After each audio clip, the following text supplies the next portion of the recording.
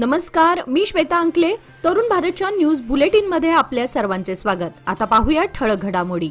हिडकल धरणाजवळ सुरू असलेल्या नरेगाच्या कामासाठी कामगारांना घेऊन जात असलेल्या ट्रकला बुलेट गाडीची धडक लागल्यानं अपघात घडला.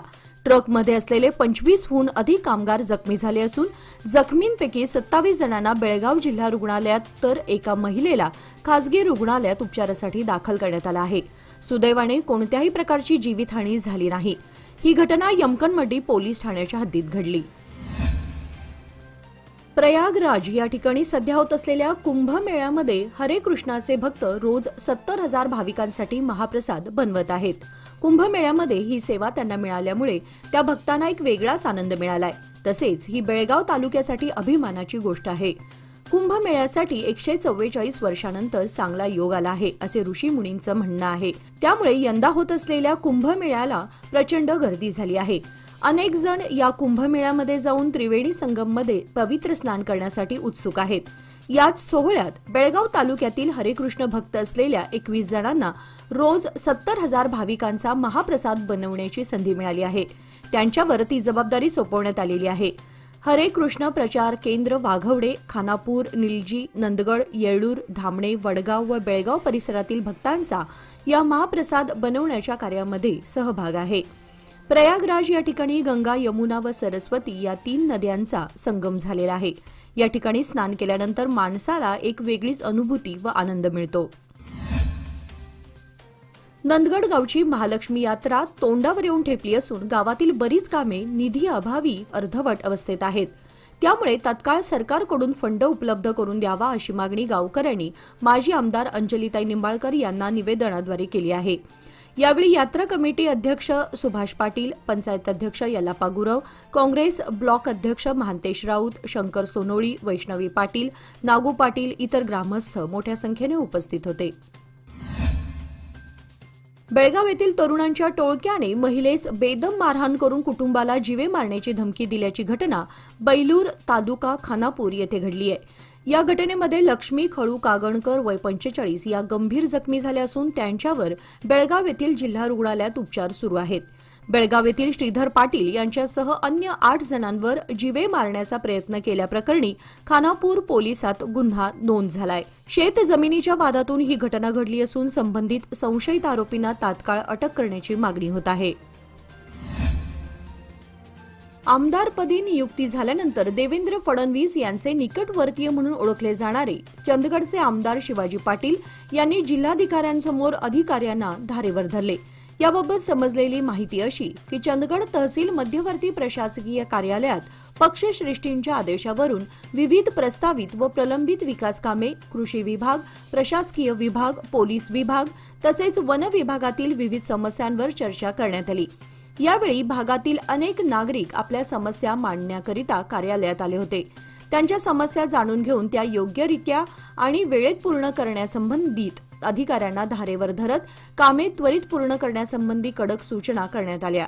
यावेळी कोल्हापूरचे जिल्हाधिकारी अमोल याडगे, चंदगड तालुका तहसीलदार राजेश चव्हाण, जिल्हा परिषद कोल्हापूर मुख्य कार्यकारी अधिकारी कुमार कार्तिकेयन, माजी राज्यमंत्री भरमोण्णा पाटील, उपवनसंरक्षक कोल्हापूर, वनविभाग कोल्हापूरचे जी गुरुप्रसाद तसेच सर्व विभागातील प्रमुख अधिकारी, विविध राजकीय पक्षांचे पदाधिकारी व नागरिक मोठ्या संख्येने उपस्थित होते.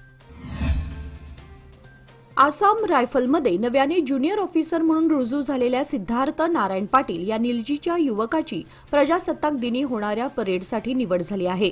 आसाम रायफलमध्ये प्रशिक्षण घेत असताना त्याने ज्युनियर ऑफिसर पदासाठी परीक्षा दिली होती. यामध्ये तो चांगल्या गुणवत्तेत उत्तीर्ण झाल्यानं त्याची ज्युनियर ऑफिसरपदी निवड करण्यात आली. 26 जानेवारी 2025 रोजी दिल्ली येथील प्रजासत्ताक दिनी होणाऱ्या परेडवर तो आता आसाम रायफलचे प्रतिनिधित्व करताना दिसेल. या यशाबद्दल सिद्धार्थ पाटीलचे अभिनंदन करण्यात येत आहे. नवे पाऊल नवा संकल्प लोकमान्य सोसायटी सादर करत आहे लोकमान्य शुभारंभ ठेव योजना, जी देते तुमच्या ठेवीवर आकर्षक व्याज. ज्येष्ठ नागरिकांसाठी 0.5% अधिक व्याज. अधिक माहितीसाठी कॉल करा 1800-212-4050. लोकमान्य, जिथे पैसा वाढतो आणि नातं वृद्धिंगत होतं. आज दिनांक 23 जानेवारी रोजी महाराष्ट्र एकीकरण युवा समितीच्या कार्यालयात नेताजी सुभाषचंद्र बोस जयंती आणि शिवसेना प्रमुख स्वर्गीय बाळासाहेब ठाकरे यांची जयंती साजरी करण्यात आली।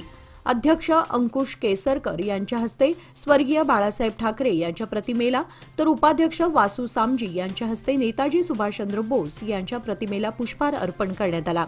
शिवसेना प्रमुख बाळासाहेब ठाकरे यांनी 1966 साली शिवसेनेची स्थापना केली। स्थापनेपासूनच शिवसेनेने सीमा लढ्यामध्ये सक्रिय सहभाग घेतला। महाजन अहवाल फेटाळावा आणि सीमा प्रश्न तातडीने सोडवण्यासाठी 67 हुतात्मे शिवसेनेने दिले। आयुष्याच्या अखेरीपर्यंत बाळासाहेब ठाकरे सीमा प्रश्न सुटावा यासाठी आग्रही होते। अशा थोर नेत्यांना युवा समितीच्या वतीने अभिवादन करण्यात आले। दुंडगे तालुका चंदगड येथील शेतामध्ये गव्याच्या हल्ल्यामध्ये ऊस तोडणी मजूर गंभीर जखमी झालाय।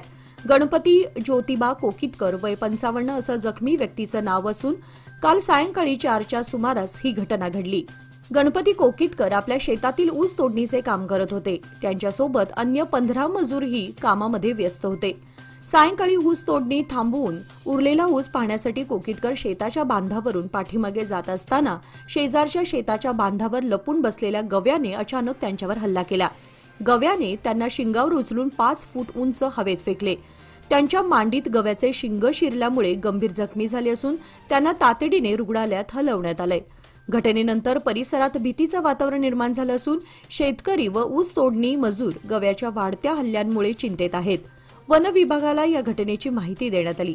जखमी गणपती कोकितकर यांच्या प्रकृतीबाबत विचारपूस करण्यासाठी डॉक्टर नंदाताई कुपेकर यांनी रुग्णालयाला भेट दिली। त्यांनी कोकितकर यांच्या तब्येतीची विचारपूस केली व त्यांना धीर दिला।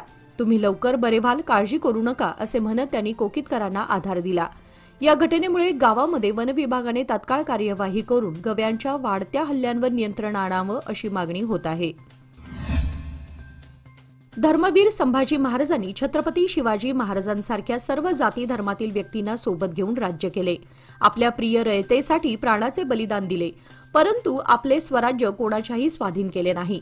मराठा साम्राज्याचे दुसरे छत्रपती म्हणून त्यांची आठवण अजरामर आहे। अशा या थोर धर्मवीर राजाला मानाचा मुजरा असे प्रतिपादन युवा नेते राहुल जारकीहोळी यांनी केले।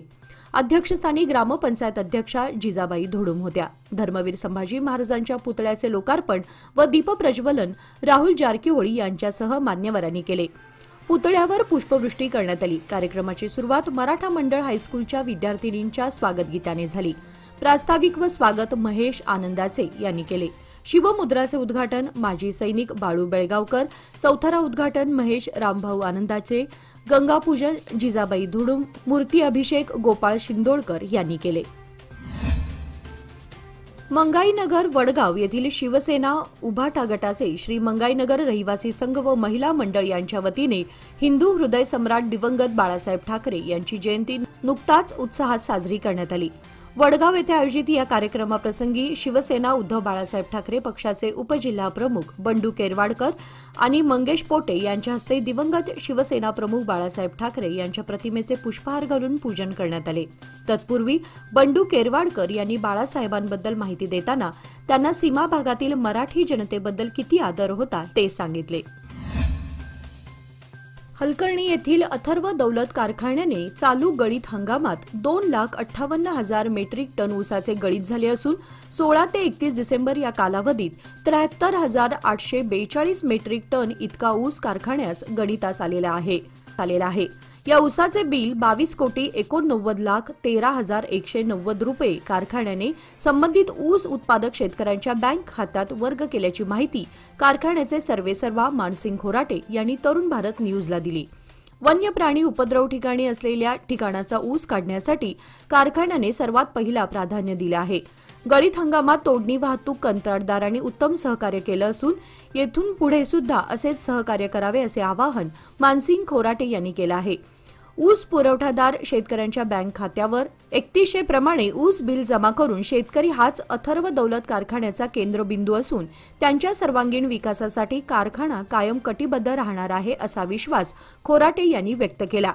यावेळी पृथ्वीराज खोराटे, संचालक विजय पाटील, मुख्य कार्यकारी अधिकारी जनरल मॅनेजर विजय मराठे, MR पाटील, दत्तकुमार रक्ताडे, दयानंद देवान, सुनील चव्हाण यांच्यासह कारखान्याचे खातेप्रमुख मोठ्या संख्येने उपस्थित होते. नुकताच विजापूर येथील बसवण नगरातील खेमू राठोड यांच्या मालकीच्या इटंगी प्लॉटमध्ये झालेल्या हल्ल्यात जखमी झालेल्या कामगाराच्या आरोग्याची जिल्हाधिकारी टी भुबलन यांनी भेट घेऊन पाहणी केली. यावेळी त्यांनी जखमी कामगाराला नुकताच भरपाई व रोजगार मिळवून देण्यासाठी प्रयत्न करण्यात येतील असे आश्वासन दिले. यावेळी जिल्हा पोलीस अधीक्षक लक्ष्मण निंबर्गी उपस्थित होते. याचबरोबर आजचे बातमीपत्र इथे संपले. अधिक माहिती आणि ताज्या घडामोडींसाठी पाहत रहा तरुण भारत न्यूज चॅनल.